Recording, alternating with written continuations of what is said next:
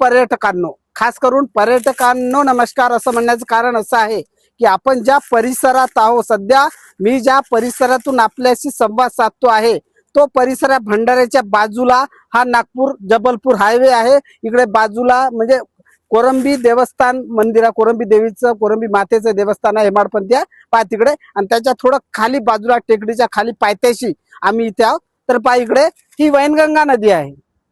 हे वैनगंगा नदीचं हे विशाल असं पात्र आहे आणि ते तिकडे पहा, तिकडे जर दूर पाहिलं तर तिकडे पवनीला किंवा तिकडे नागपूरला सुद्धा जाता येते।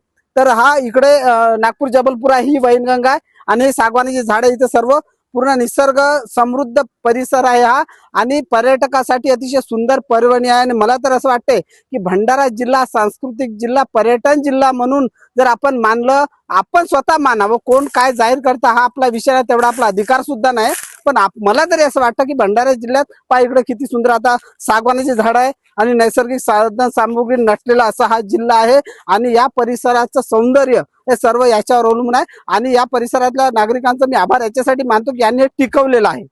आपल्याला निसर्गाने दिल्या याच्यापेक्षा आपण टिकवणं हे सुद्धा महत्वाचं आहे।